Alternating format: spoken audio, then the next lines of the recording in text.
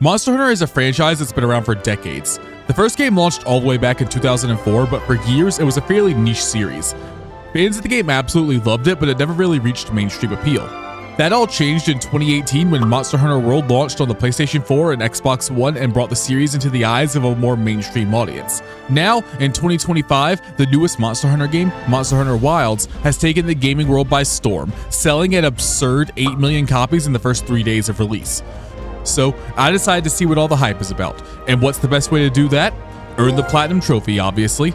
We're going to be hunting monsters, catching fish, hunting monsters, exploring the world, and of course, hunting monsters, as we try to earn the Platinum Trophy in Monster Hunter Wilds.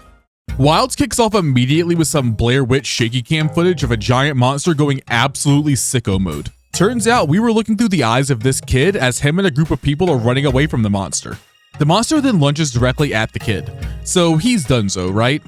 Nah, they're actually perfectly fine and I'm immediately confused. We already established that the first person shaky footage was what the kid was seeing. So how exactly did the monster attack him directly and he doesn't even have a scratch on him? The people are all hiding in a cave from the monster and the old man that was carrying the kid reveals that he knows a secret passage and sends the kid, who we learned is named Nada, through the passage to safety. Nada makes his escape and we get a new scene of maybe the world's most pointless pirate ship. Why does your plane need to be shaped like a ship? It isn't going in the water.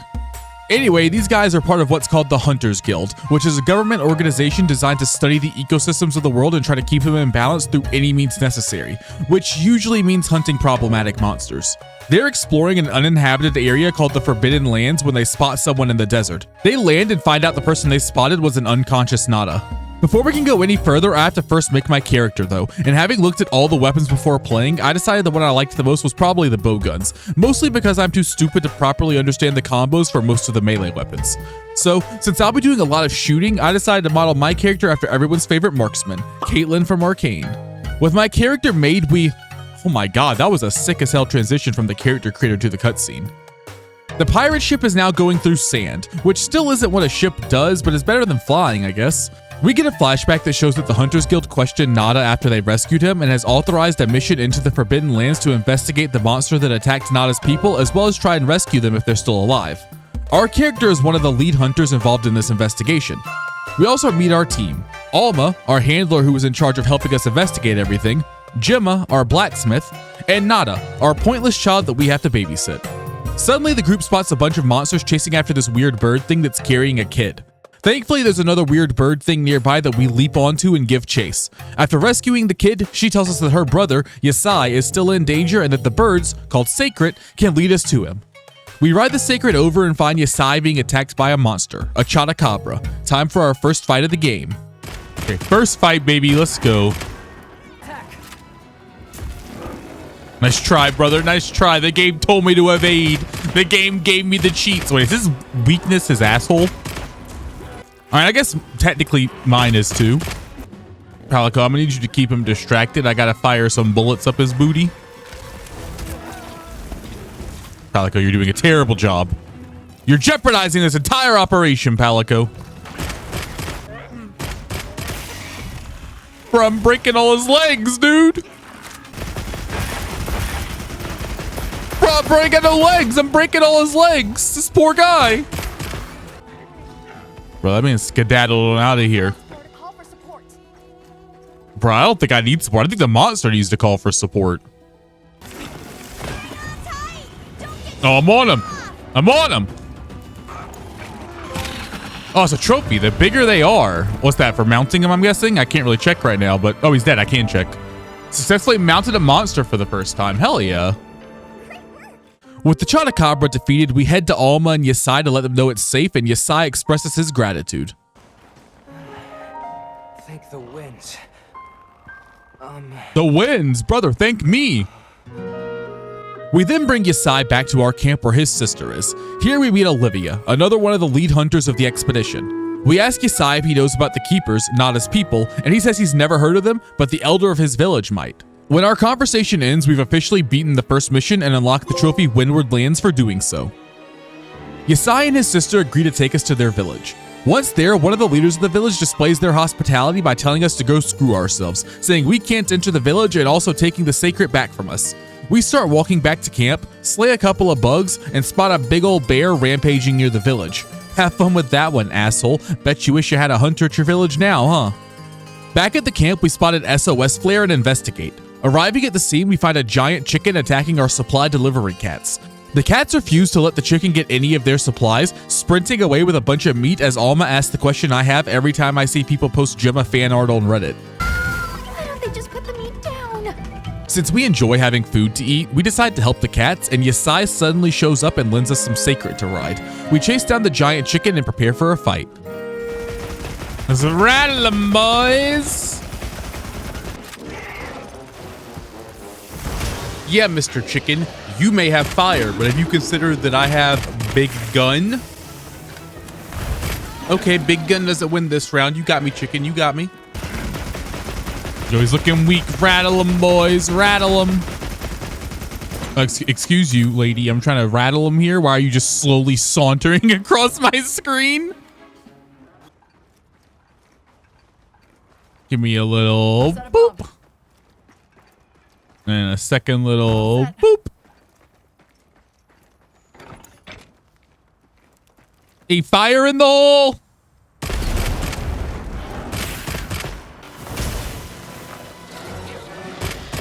Bro, call me the colonel. That chicken just got fried. With the meat and the cats saved, Yasai tells us that the guy from before is currently away from the village and invites us to come now. Arriving at the village, we speak to the elder and she tells us that the sand tide, a giant sandstorm, will be coming soon. We ask her about the keepers and much like Yasai, she says she's never heard of them.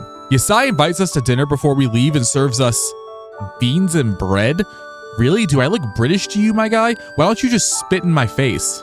With our meal finished, Yasai says he's giving us some of the sacred and we head back to camp. At this point, I have some friends that I wanted to play with, so we decide to figure out how to play together. I'll let one of them explain how simple the process is. It's real simple. You just have to join the lobby, join the squad, join the link party, link the squad to the lobby, and then you go into a mission, and you have to hit it 3 times consecutively. If you only hit it 2 times and wait a 3-second gap, then it doesn't count, and then you have to relink the squad party. Yeah, what he said. Eventually, we'd figure it out, and once we were together, I'd earn another trophy.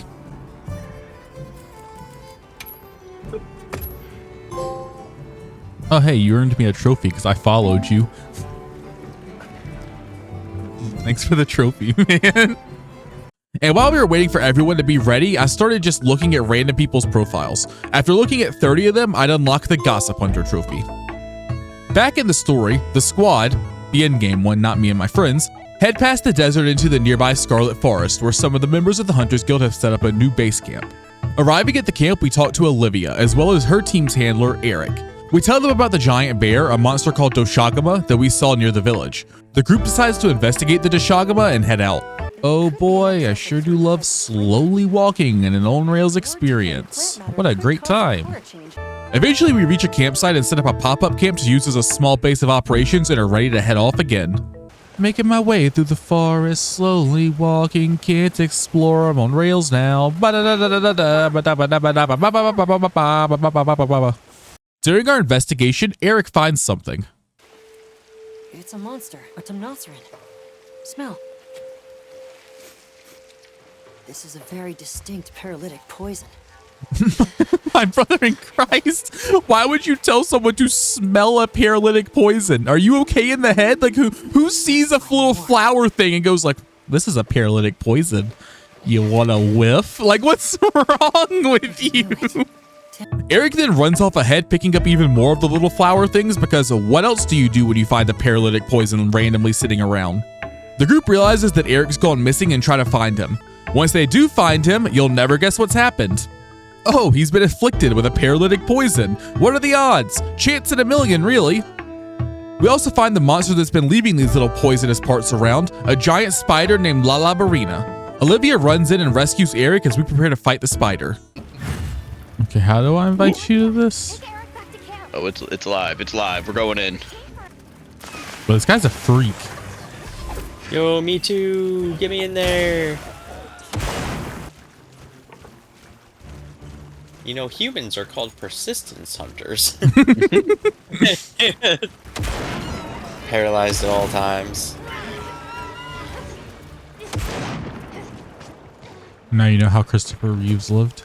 I swear to God, he spent more of that fight laying on the ground than actually moving. Yeah, we got him. Give me your things. His mucus. Oh, yes, trinkets and baubles. I shall take his eyes and fashion it into a shirt.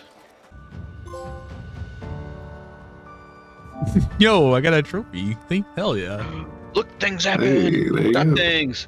But no one can beat me at gathering things, including insects and birds. With Eric rescued, we head back to the camp we set up earlier, only to find it's been ransacked by a bunch of little gremlin cats. The gremlin cats do a little dance for us and we decide to follow them. We eventually reach their village and speak to their leader, who tells us they're called the Wudwuds and have claimed our puny hovel as their tribute. Yeah, that's actually how they talk, and I love it. The Wudwuds are by far my favorite characters in the game. The Wudwud leader tells us that he'll give us back our puny hovel if we help them out with an issue they're having about a monster with stinknacious gases. We head to the area that they said the monster is in and find a farting monkey called a Congalala. Thankfully, it's sleeping right now, so this should be pretty easy to deal. Wudwuds, why are you here? Wudwuds? Wudwuds, no. Wudwuds, please don't do that. Okay, here we go. I want to know what freak made this monster. Who was like, yeah, I got an idea. Monkey? Okay, cool. What's the monkey do? Yeah, it kind of farts at you. It's a fart monkey, man. Does he have a herd of baby fart monkeys with him? He does appear to have a herd of baby fart monkeys. It looks like it's moving to a new area. Could it not? Alright, well, I'm gonna harvest your baby fart monkeys then. And get netted. Oh my god, you're getting Bro, I'm destroyed. shooting right up his booty. I'm gonna clog it up. He's not gonna be able to fart no more. Bro, this wound system's like kind of OP. Oh yeah. This guy hasn't These moved. vines, dude. Yeah, I'd fucking skedaddle out of here too, brother. This wasn't the place for you.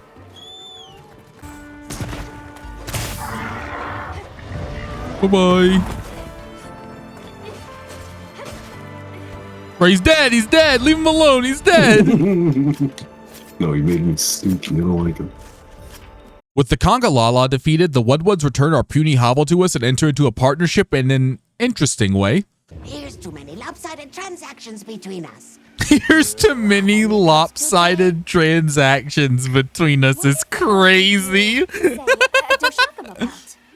With our pop-up camp returned, we continue searching for the Doshagama, eventually finding a pack of them where we realize they're being led by a giant Doshagama known as the Alpha Doshagama. The pack heads off in the direction of Yisai's village, so we race back there to warn them. After warning the villagers, we're told that Zato, the guy that was rude to us before, is in trouble. Despite how much he doesn't deserve our help, we decide to go be heroes anyway. We find him being attacked by a horde of sand monsters called Balahara. Eventually we get away from most of them, but one manages to find us and we have to fight it off.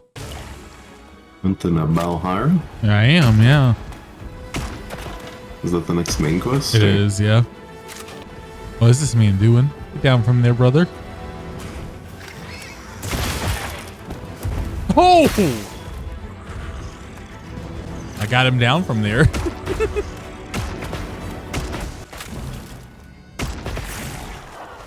He's dead. Hilarious.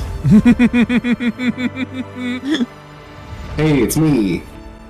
Hey, welcome to the hunt. Thanks for contributing. I helped. Enjoy your free Balahara scales. I helped. It doesn't even have a thing to give me. It's like, what'd you do? With the Balahara defeated, we've earned Zato's respect and the two of us head back to the village. While speaking to the elders, things start kicking off as the pack of Doshagama have arrived. We release the village's livestock, which run away, leading the Doshagama away from the village. We follow after them, eventually finding the Alpha Doshagama. We try to provoke it to separate it from the rest of the pack, but the entire pack starts chasing after us. Thankfully, the Balahara are homies as they cause a giant sand trap that swallows up the Doshagama. Unfortunately, the Alpha Doshagama manages to survive the trap and absolutely starts destroying the Balahara. Time for our next fight.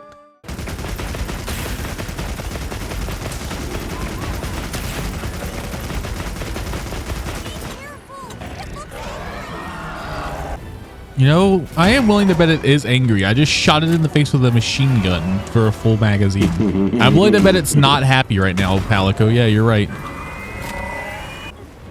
You know, come back, coward. Thought you're supposed to be an alpha. Looking like a little beta bitch right now. Very beta of you.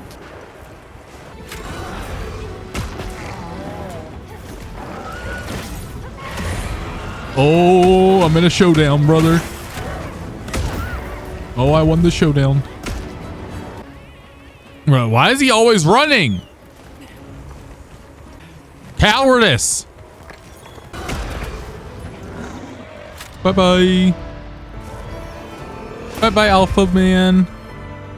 The Sugar Boo Goo. I'm sorry, he was causing the sandstorm? I didn't get that at all. I didn't get that at all for what was happening. Trope giant crown. What?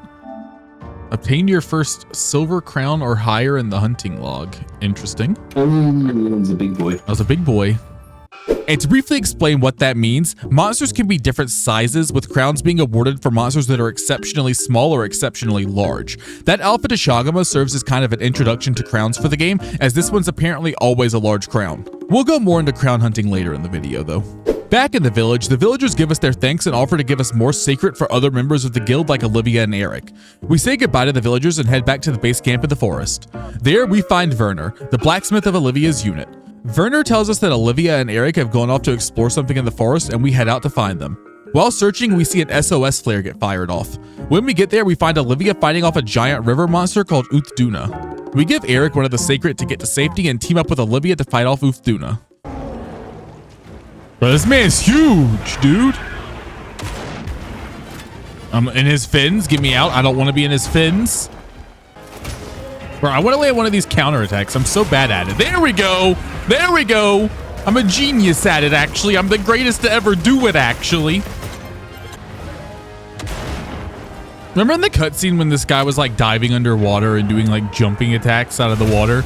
And now he's just kind of like flopping around like a half useless fish. Give me some ra-ta-ta-ta-ta-ta-ta-ta. Head broken, perfect. Continue the ra-ta-ta-ta-ta-ta-ta-ta. Call me an early game Pokemon route because I'm all about that ra-ta-ta. I mean, taken away. Help, I've been abducted by water. Ooh, power clash time. Ba, ba, ba, ba, ba, ba, ba. Ba, ba, ba. Bam. Give me some machine gun off that, baby. You fool. You stupid fool. You fell victim to the classic blunder. And that shall be the end of your life temporarily because you're leaving, but we will fight you again later. And you'll remember that. You'll remember that time I counterattacked you like that. And it will demoralize you. After we do enough damage to Uthduna, it decides it doesn't want the smoke anymore and pieces out.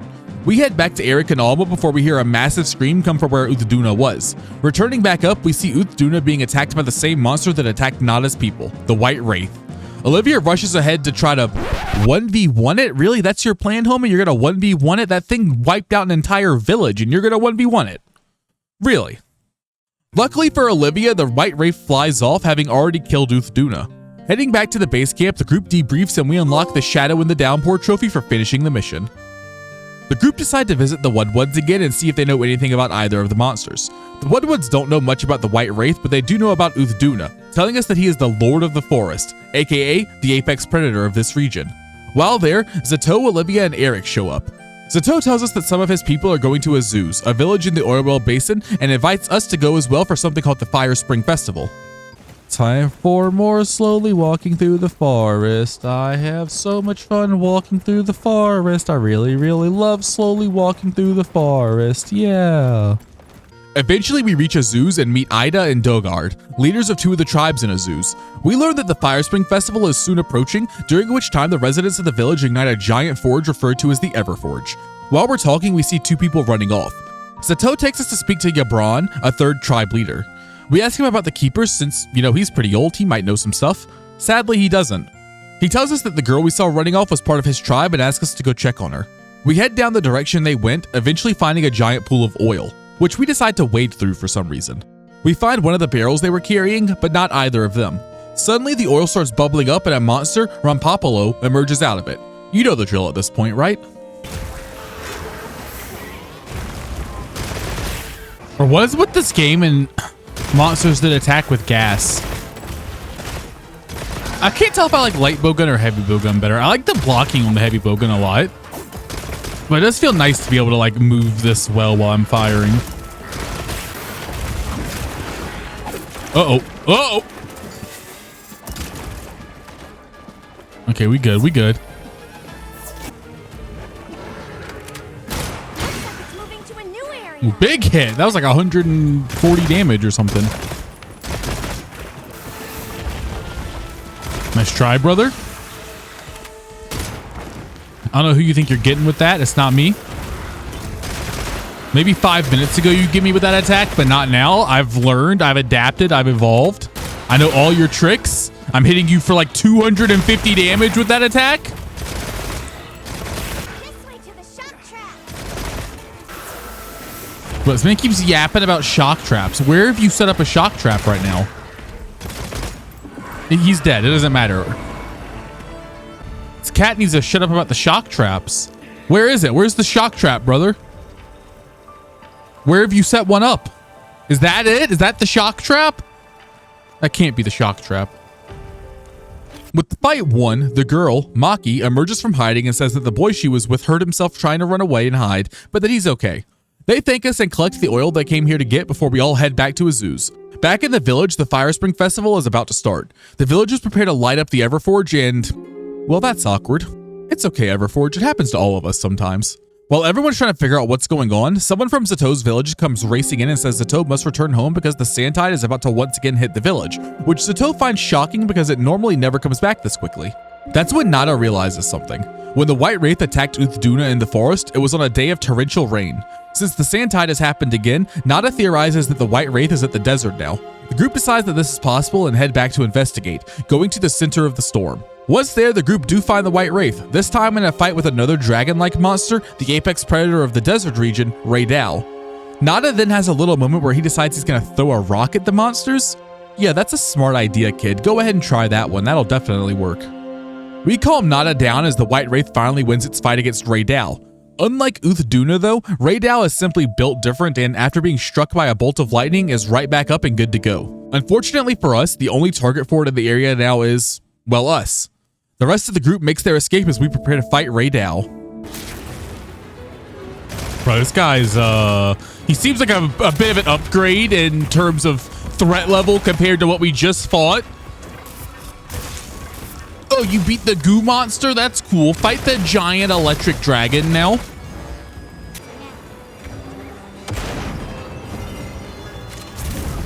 Whoa! Bro, just one-shot me. What's up, brother? I'm back. I'm dead.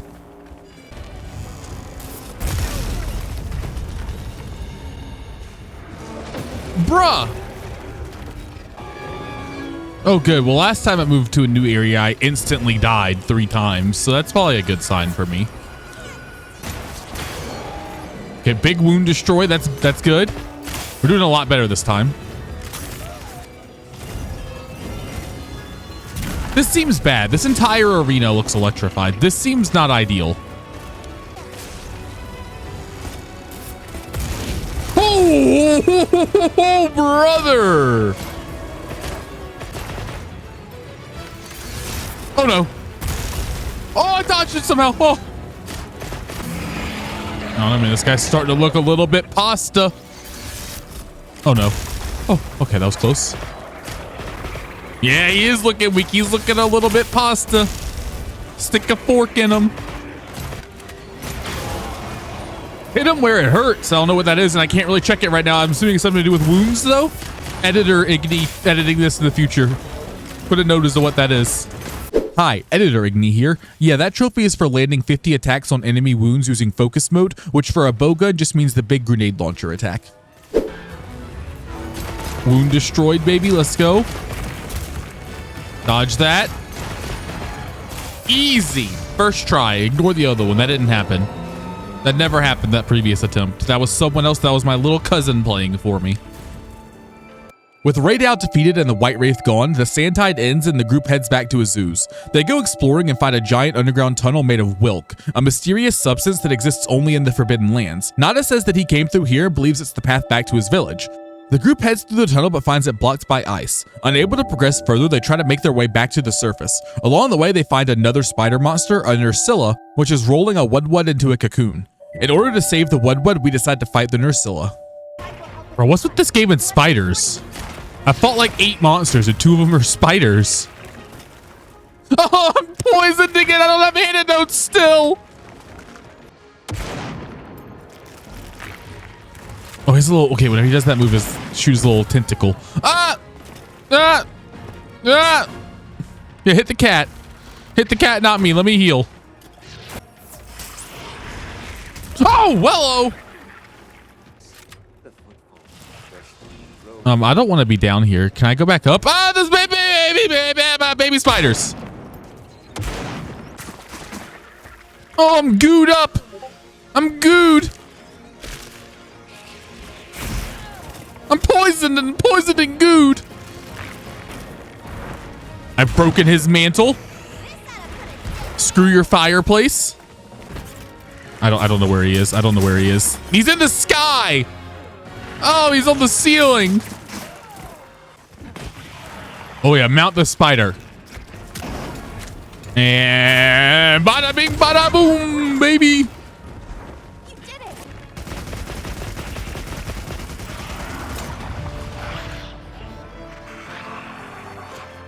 After defeating the Nursilla, the Wudwud introduces himself to us as Rove and offers to escort us out of the ice tunnels. In the process of being escorted out, the group gets ambushed by a group of flying monsters called Hirabami.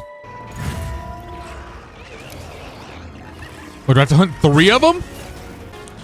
Do I have large dung pods? I fired my poop bomb. Let's get them, boys. Why does it want me to keep firing the large dung pod? I don't understand. Sure, large dung pod. What's that doing for me? Cool, he's just leaving now. He was already on his own. I don't understand why I have no stamina. I thought it was just because of the cold, but I drink a hot drink and I still have no stamina. There is 2 of them again, and I have no dung pods. So what do we do about that conundrum?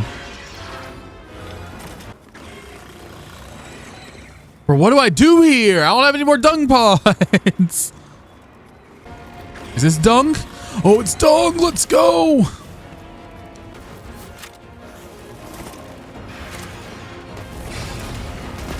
Why does he keep doing that and missing me entirely with it? GG. With the Hirabami cleared out of the way, the group can finally return to Azuz, where Werner has been busy making repairs to the Everforge. Man, the Everforge just can't catch a break, huh? Whatever Werner did has caused some issues, and to make matters worse, a couple of monsters, Ajarakan, have appeared at the village. The residents of Azuz, along with Gemma and Werner, get to work trying to stop the disaster with the Everforge, while Olivia and our character head off to deal with the Ajarakan. Excuse you, sir. I'm trying to charge up my big attack. Sir, please, my big attack.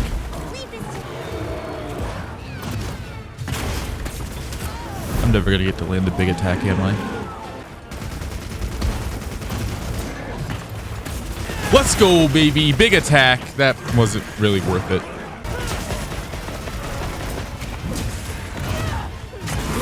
Wait, the hunt's already over? That was so quick. Does the greatsword just do like that much more damage than bowguns? With the Ajarakan dealt with, we head back to Azuz, where things are finally starting to get somewhat better. So far, so good. As long as nothing else happens. Oh no, something else has happened. Who could have seen this coming? More Ajarakan have come to the village, but they get hentied by an oil-based octopus referred to as the Black Flame, who then drags them all beneath the village. The group determines that that's the apex predator of the region, New Udra, and we decide to hunt it down. Dude, the insect glaive finisher is sick. You just like spin on them. Hey man, put me down. Put me down. That's not cool. I've been inked. Yo, nice fire you got there, buddy. I think I'll just fly over it now. Dude, I love this weapon so much. Like, I could just fly around forever. Bro, settle down. There's no need for all that exploding. All right, time to get serious. Damn, good thing the cat reminded me to get serious there. I don't know what I would have done without that reminder. Back at the village, with New Udra taken care of and the Everforge repaired, the villagers can finally have the Fire Spring Festival. With peace restored, our mission here is finished and we unlock the Guardians of the Forge trophy.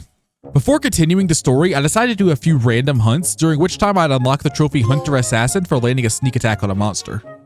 Continuing with the story, back at base camp, the Hunters Guild has a debrief. They determine that New Udra appearing has melted away the ice that was blocking the tunnel back to Nada's village. Olivia's team goes to the Ice Shard Cliffs to set up another base camp, while our squad escorts Nada back to his village. Along the way though, the group runs into a problem. A couple of Doshagama, why is it always Doshagama? Why are these guys involved in everything? A couple of Doshagama break into the area having a massive fight, although something really weird is going on with these Doshagama. The rest of the group retreats and we prepare for a fight. Hey guys, Editor Igni here. Unfortunately, Gameplay Igni was an idiot and didn't realize his microphone was muted, so for this fight, as well as the next 2 fights after it, there's not really any audio to show, so we're just gonna have a nice little montage of how those fights went.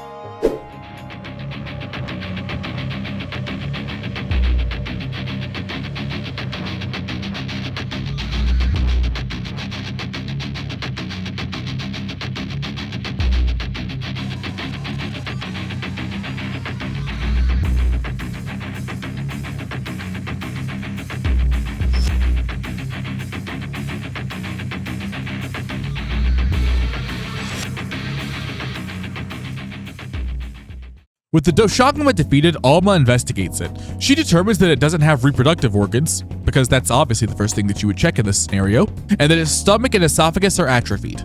They also noticed that it appeared to be trying to absorb energy similar to the White Wraith, but that's all they can determine for now, so they continue their journey to Nada's village. Arriving at where the village should be, Nada starts calling out for the old man from the start of the game, Tashin. But sadly, oh my god, he's alive? Did the White Wraith actually do nothing when it attacked this village? Tashin invites us into the village, but before we can enter, another monster comes to attack and we have to fight it off. This time, a Rathalos that has the same weird features as the Doshagama.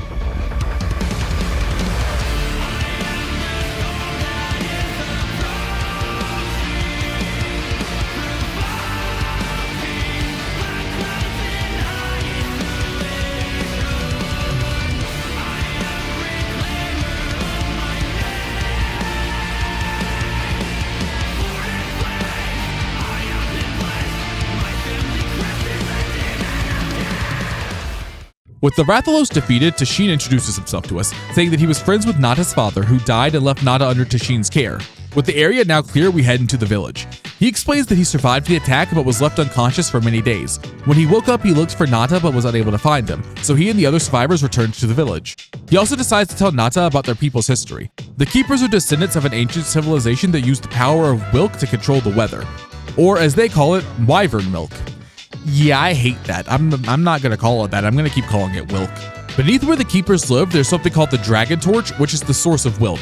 It's also revealed that the White Wraith is a monster called Arkfeld, recreated as a guardian, a monster designed to serve people. The Keeper's ancestors managed to alter life itself to create monsters that serve people and have no need to eat and can never die from natural causes. When the ancient civilization fell, the surviving guardians remained dormant until recent times when they started to emerge again. A few guardians emerge and suddenly Arkfeld appears and starts eating them. So much for that whole they don't eat thing, huh?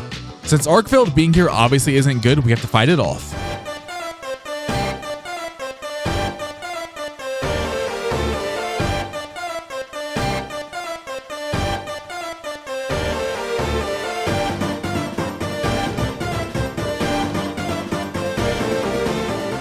Eventually, Arkfeld has enough and flies off.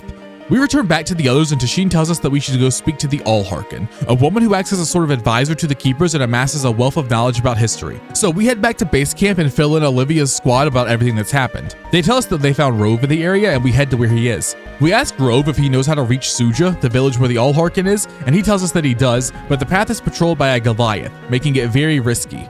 We head along the path and, unfortunately for us, the giant monster, Jin Dahad, is waiting for us. We eventually reach safety and set up a camp, but before we can progress further, we need to fight Jin Dahad.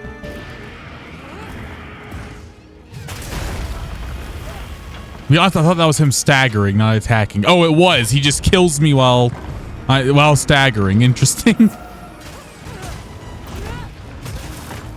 Olivia, you're a hammer user. Why are you on the tail, you fucking freak? Oh yes, this mechanic. What is this? The hide behind something mechanic? Yep, let's hope this works. Nope. I call bullshit. I call bullshit. We were definitely behind that. Another monster's horning in. Oh, the squad's here. You're standing in the open, Olivia. Sacred, get me out of here. Don't worry about it. I didn't work. Did you see any other bridges like that one? It might be equally susceptible. Bro, I hit him in the face. I don't know what you're talking about, these ridges, lady.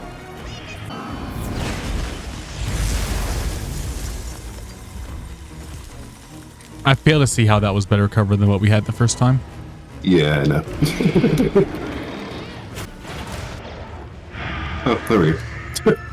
With Jindahad defeated, we're able to progress further forward and reach Sujo, where we find the Allharkin. She explains that the Dragon Torch was built by the same ancient civilization that made the Guardians in order to try to control the weather. She also says that despite all the knowledge she has, she cannot explain what is going on with Arkfeld. So basically, we came here for a bunch of nothing. Thanks, lady. The group heads back to the Keeper's village before deciding to investigate the area to try to find Arkfeld. While investigating, the group is ambushed by another Guardian, this one an Ebony Odogaran. Time to spin on him, baby. Woo! Fuck, I forgot about that. How the fuck do you crouch? Okay. Weapon away and then A, I think. Or X for you. Okay, yeah. Spinneroony. Whee! Oh, what a way to finish him off. I love that. With the Odogaran defeated, it's our turn to get hentied as a tentacle suddenly emerges and grabs us, dragging us down. This squid monster is Zubu, a monster that feeds on guardians, and since it decided to pick a fight with us, we have to get ready to throw down. Is this guy really already moving? The fight just started. I'm sorry, the new area this guy moved to was 10 feet away.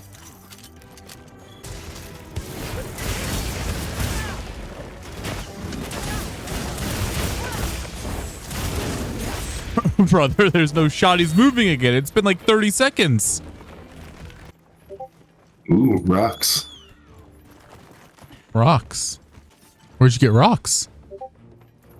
Oh, Oh, the outcrop, okay. Rocks. They're minerals, Marie.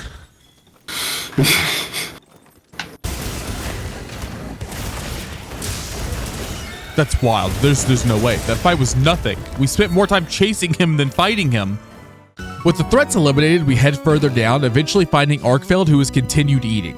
A lot. Like a lot. Due to its threat to the ecosystem, Alma instructs us to take out Arkfeld, which Nada has issues with for some reason. Hey, kid, remember when he tried to kill you and everyone you know? And now you're on his side? Well, get ready to watch your new friend die. So I'm going sicko mode on this guy down here. Just mounted him for the second time. Uh-oh. I guess we're completing this one on our own, gamer. Best of luck to you. Did it kick you out the hunt entirely, or are you still in like your own version of the hunt? Nah, I'm in my own version. That's good at least. Yeah, what's happening is this guy is really trying to crash my computer. Well, so this is the first time I've noticed this. It's my cat just giving me a bunch of buffs occasionally. That's nice. He does use like a hunting horn type thing at some point. I assume that gives you buffs.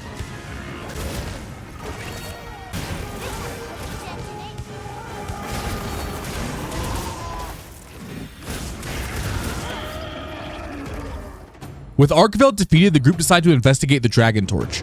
Arriving at the Dragon Torch, the group find another Guardian inside of it. Returning back to the Keepers, we tell Tashin what we saw, and he says that must be Zoshia, the ultimate Guardian created as a last line of defense. Zoshia is also the Guardian that ended up destroying the ancient civilization. The group decides that something must be done and the Dragon Torch must be destroyed to stop Zoshia from continuing to draw power from it and reawaken. Turns out only Nata has the power to do this. His father's role in the Keeper's Society was to destroy the Dragon Torch should it ever need to be destroyed by using a special pendant. When he died, he left that pendant to Nata. After a lot of debate on the morals and efficacies of destroying a source of energy for the entire region, Nata and his group decide that they should destroy the Dragon Torch, and they prepare to head down to do so. As Nata approaches the Dragon Torch to destroy it, we decide there's one other option. By my own order.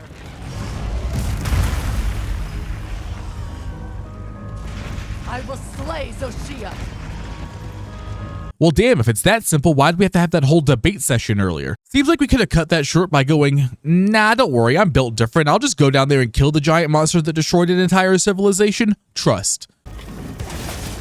Now give me the big combo. Give me the wop wop. He dodged it. I cry. That hits me? Bro, what is this man doing? He's summoning meteors?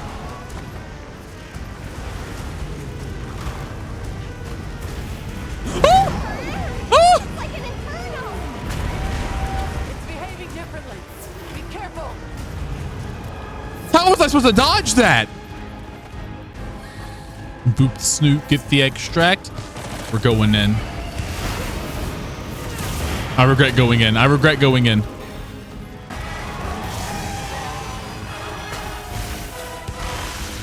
Nice try, brother. Nice try, brother. You don't get me like that. Oh, hello. No, no, no, no, no. Ooh, hoo, hoo, hoo. Nice try, brother.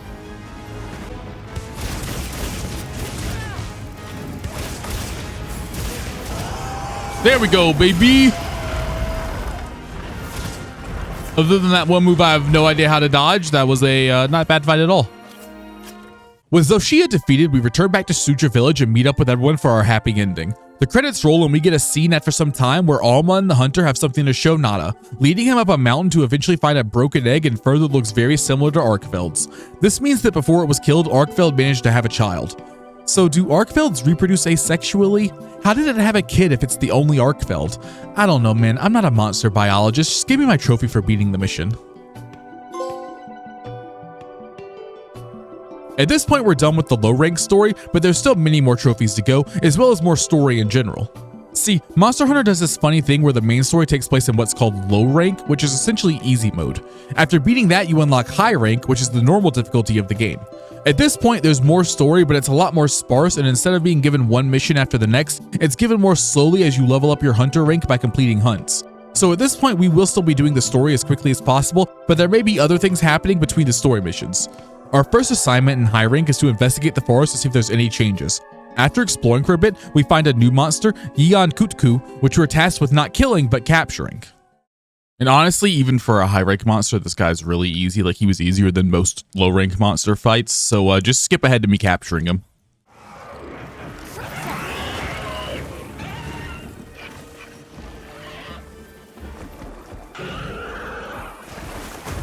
Can you walk half a centimeter forward? Thank you. Boop, boop. Easy clap. With Yian Kutku captured, the squad determines that the energy being siphoned by Zoshia is now being released back into the world, causing the ecosystems to change. We're tasked with investigating further, and we unlock the trophy New Ecosystems. Before we can continue the story, we have to level up some. This can be done by doing side quests or completing hunts. My first side quest is to get Chotacabra hide for Gemma, so I decided to kill 2 birds with 1 stone and get this material via a field survey, a special kind of hunt triggered on any monster in the wild. So, after finding a Chotacabra to bully, I start a field survey on it, take it down, and unlock the hunt is on for completing my first field survey. Back at the base, I hand the hide over to our girl Gemma, which unlocks a step towards mutual understanding for finishing our first side quest. As part of another side quest, we meet this nice lady that teaches us about fishing.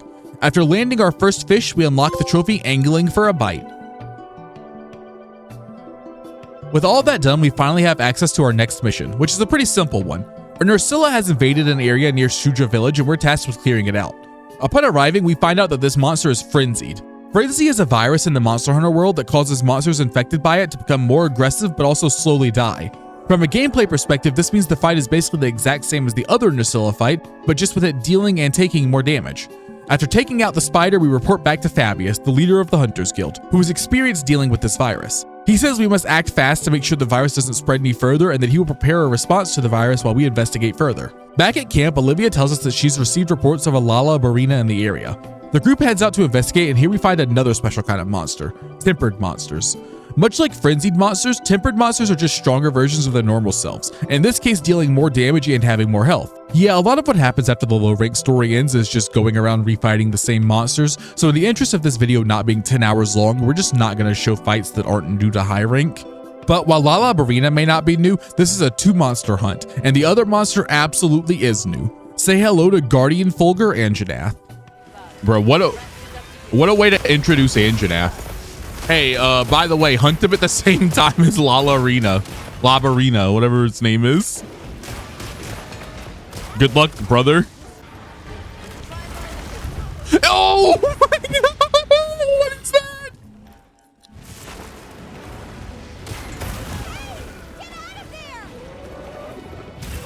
Bruh!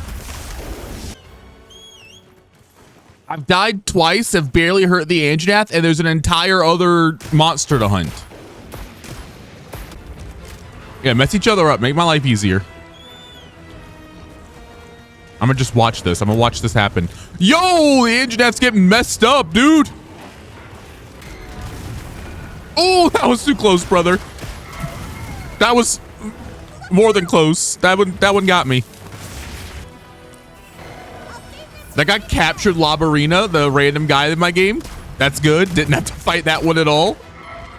Kind of based of him, honestly. Oh, no, no, no, no, no, no, no, no, no, no, no, no, no, no, no. Heal me, cat. Heal me. Thank you, cat. Yo, my hero. He's flying in. Look at him. My savior descending from the heavens like an angel. This guy's got to be almost done, right? No, thanks for answering me, Palico. I don't like that you're listening in on me like that, game. Oh, I thought he killed me for a second. I don't know why, but I thought I died, not him. Oh my god. Something about like the giant lightning flash that was about to happen and then the screen changing. I thought I was dead.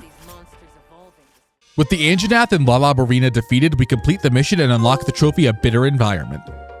Before we can continue the story, we have to rank up some more. So we go back to doing random hunts and quests, eventually unlocking the trophy A True Hunter is Never Satisfied for finishing 50 quests. We also, while riding around, use our binoculars and spot a large gold crown guardian Rathalos, which unlocks the trophy Keen-Eyed Observer for seeing our first crown monster with the binoculars.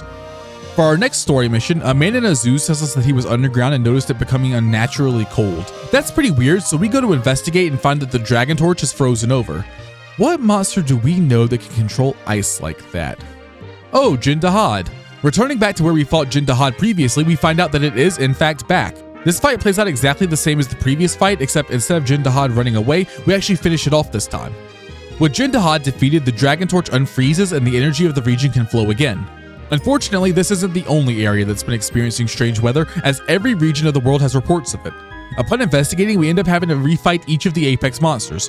First Straight Owl, then New Udra, and finally Uthduna. With the weather anomalies dealt with, Fabius informs us that he has determined the cause of the frenzy virus, as well as the bizarre weather. A Gormagala has taken up residence in the area. Fabius asks that we join him in slaying Gormagala to stop the spread of the frenzy virus. Arriving at the scene, we discovered numerous monsters afflicted with the frenzy virus. Fabius's men do their best to hold them off, allowing Fabius and us to push forward and fight Gormagala. I'll say he moves pretty quickly with his attacks, which I hate. Make him stop doing that, please. Why? Why is another monster horning in? I don't want another monster friggin' coming in, dude.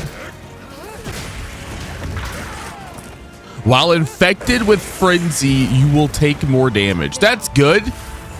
Because I was just thinking to myself, man, this guy is real weak. He doesn't hit very hard. Oh, it's a two-person fight. It's a two-part. I have to fight both these monsters. Cool. I'm not beating this quest right now. Bop. Bop. Can I just get the bop? Can I just get a... What the fuck? How do I fight this guy? I don't understand what I'm supposed to do. He just has entire AoE attacks around him, so no matter where I stand, he's hitting me. And they all one-shot. What am I supposed to do against him? Okay, baby, we back. I have a bow now. I don't really know why I have a bow. I've not used a bow at all in this entire game. So, of course, I thought, you know, now would be the ideal time to start using a bow on the guy that instantly killed me 3 times. Bro, give me a dragon piercer. He's a dragon. Let me pierce him. Oh, we got a real dude with me this time? No, no, please leave me alone. Please leave me alone. Please leave me alone. Please leave me alone. Give me a little piercer. Oh, he's got a wound. Let me do the wound hit. I'm out of range. Just a tragedy. It still goes kind of crazy. Hold on.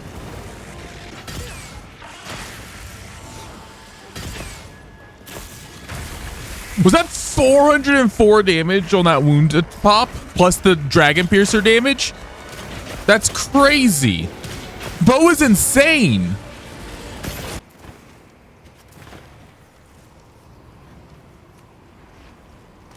Oh, he's dead.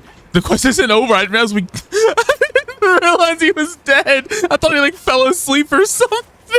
I forgot there's another monster. I'm an idiot. I don't understand why there's a second monster in this quest.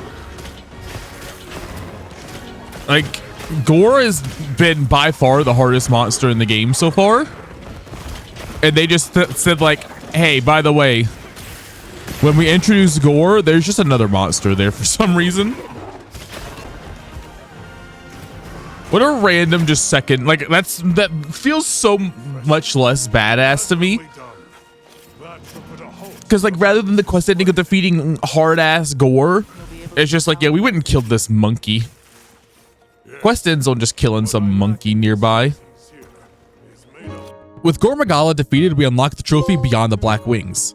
Back at camp, Nada tells us that he's heard reports from people that the Arkfeld that hatched at the end of the low rank story has been going around indiscriminately attacking and eating monsters just like the other Arkfeld did. Eric theorizes that the frenzy virus from Gore Magala had spread throughout the ecosystem, having only minor effects in most creatures, but in a monster at the top of the food chain like Arkfeld, greatly affecting it. The group heads out to investigate Arkfeld, who we find fighting Raydal, just like the Guardian version of it had. And just like before, Raydal puts up a decent fight but eventually gets bodied. Arkfeld then brutalizes Raydal and the group realizes that it must be stopped. And while it may not be a Guardian version of Arkfeld, the regular version is basically the same fight, so we easily take it out. With that, peace is once again restored to the region and we unlock the trophy One Corner of the World for beating not just this mission, but the entire story. With the story finished, our next step is to go for the miscellaneous trophies. First up is a relatively simple one, making food. That's right, I played the entire game without making food. For those that don't know, eating meals increases your health and stamina, as well as provides buffs to you.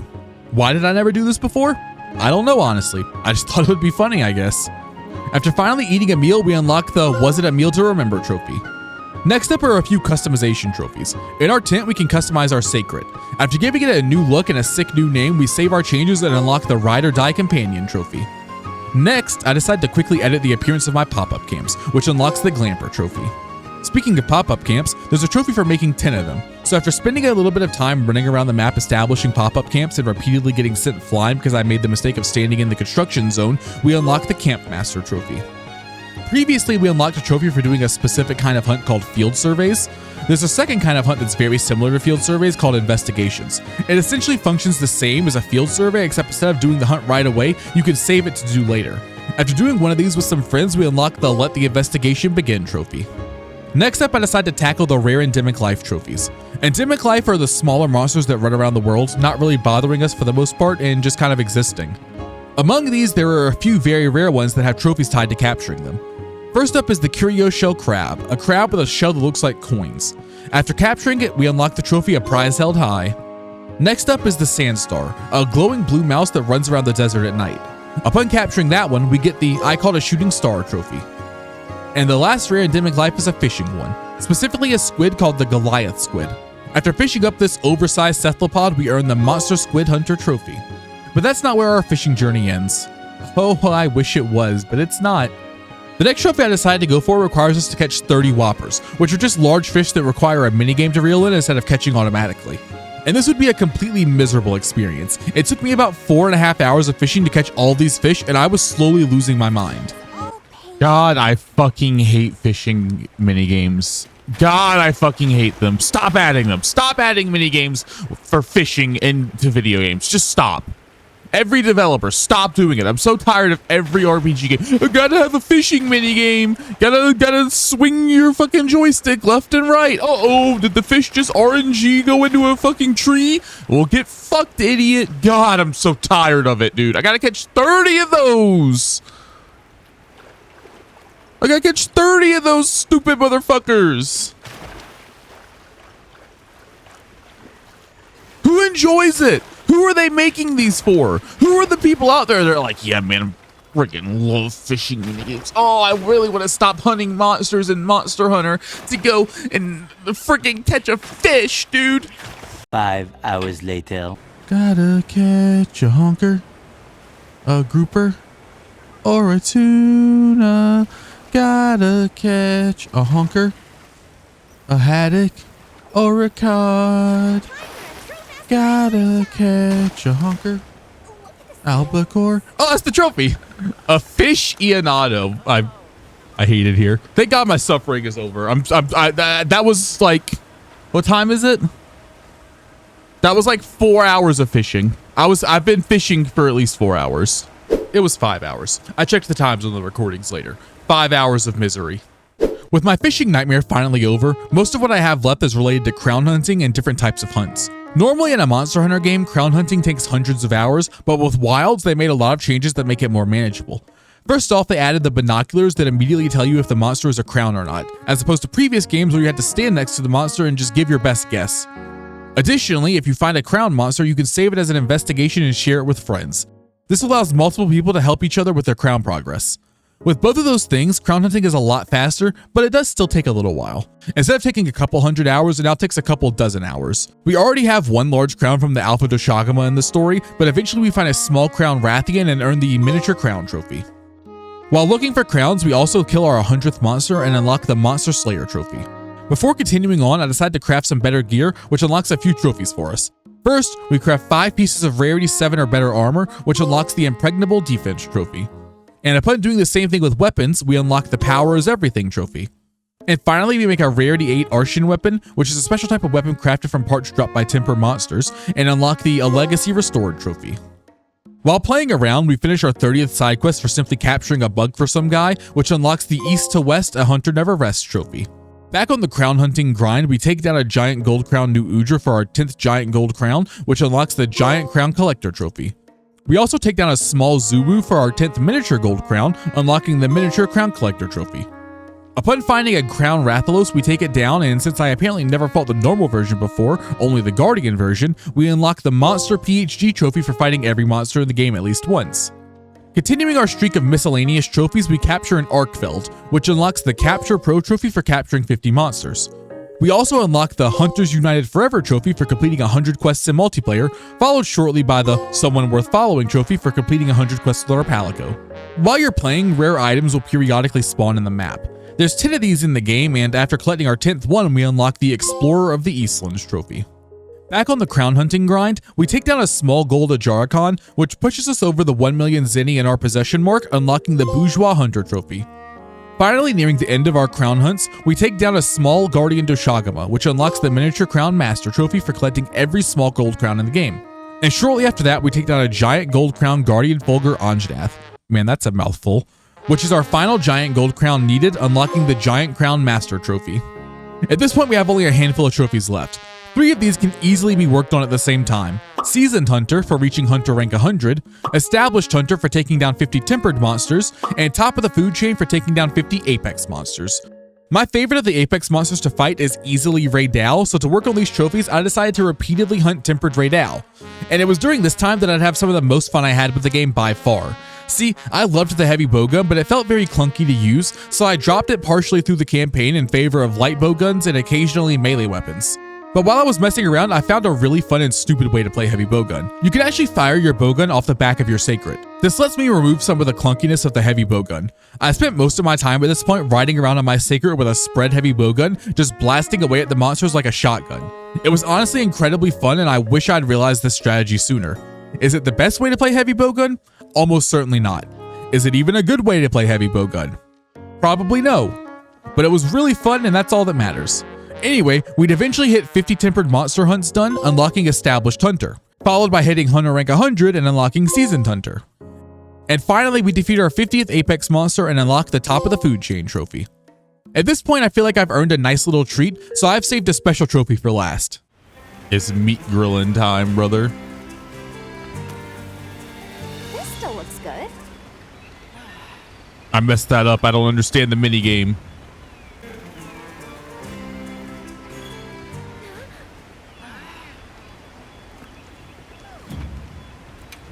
I'm confused by this minigame.